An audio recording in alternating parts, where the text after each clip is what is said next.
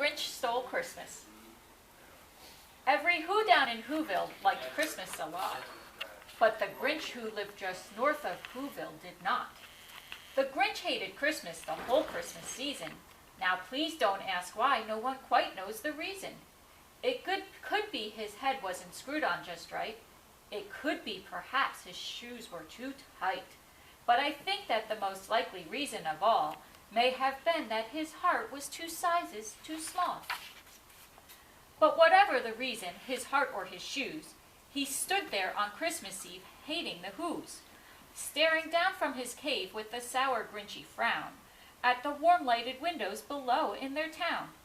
For he knew every Who down in Whoville beneath was busy now hanging a mistletoe wreath. And they're hanging their stockings, he snarled with a sneer. Tomorrow is Christmas, it's practically here. Then he growled with his Grinch fingers nervously drumming, I must find some way to stop Christmas from coming. For tomorrow, he knew, all the Who girls and boys would wake bright and early. They'd rush for their toys, and then, oh the noise, noise, noise.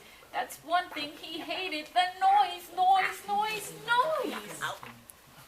And then the Whos, young and old, would sit down to a feast, and they'd feast, and they'd feast, and they'd feast, feast, feast, feast.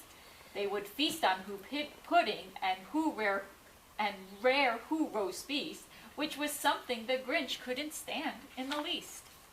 And then they'd do something he liked least of all.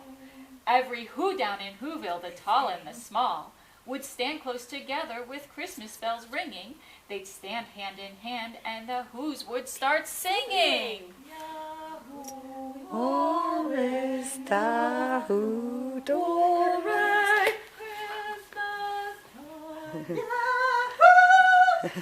They'd sing and they'd sing and they'd sing, sing, sing, sing. And the more the Grinch thought of this Who Christmas sing, the more the Grinch thought, I must stop this whole thing. Why, for 53 years I've put up with it now. I must stop this Christmas from coming, but how? How come it's not green? I don't know, it's a book. Cut that, Sonny. Then he got an idea, an awful idea. The Grinch got a wonderful, awful idea. Where's his dog?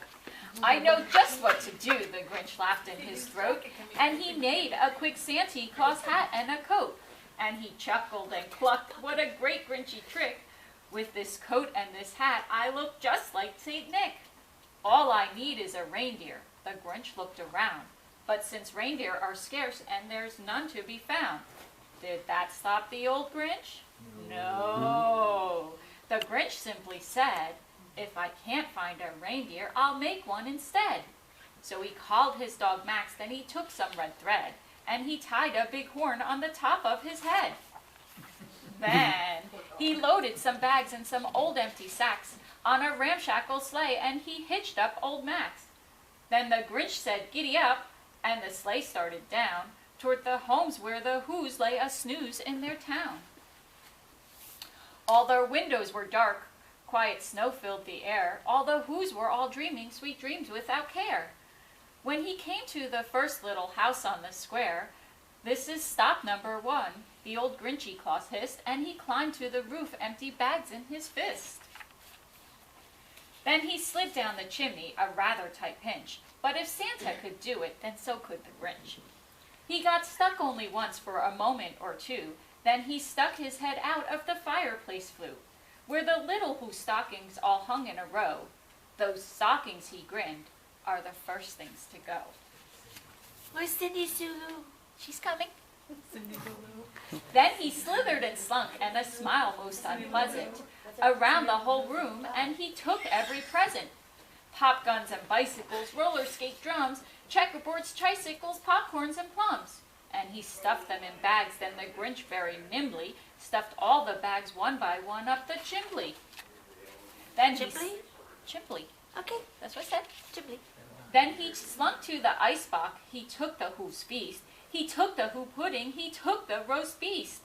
He cleaned out the icebox as quick as a flash. Why, that Grinch even took their last can of Who hash. Then he stuffed all the food up the chimney with glee. And now, grinned the Grinch, I will stuff up the tree.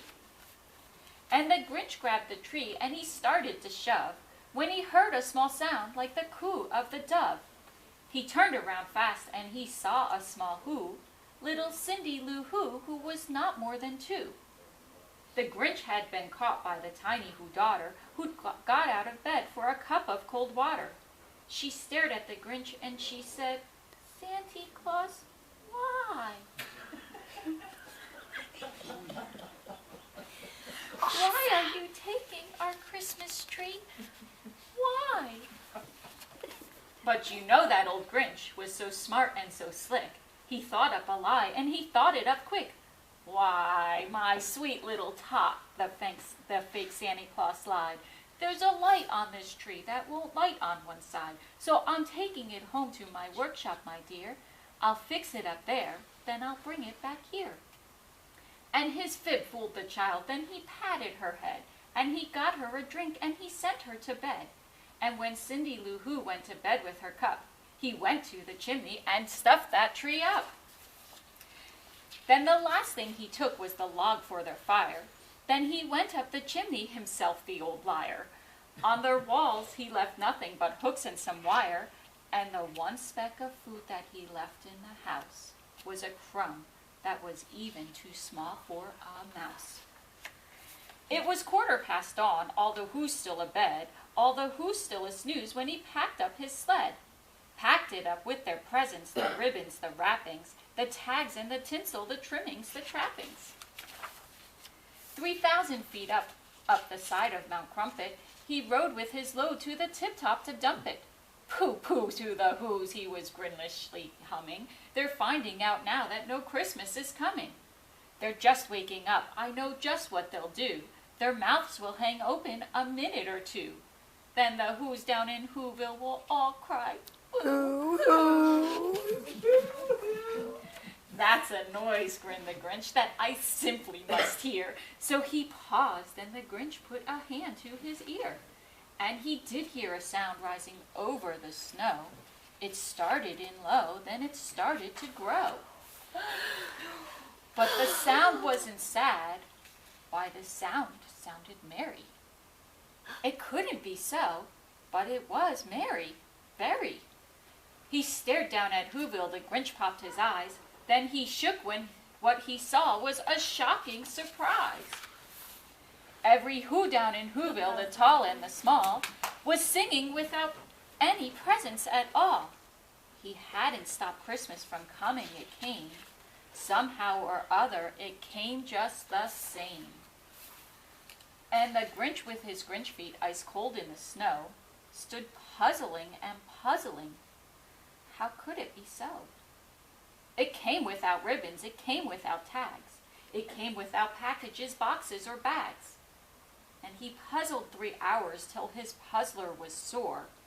Then the Grinch thought of something he hadn't before. Maybe Christmas, he thought, doesn't come from a store. Maybe Christmas perhaps means a little bit more.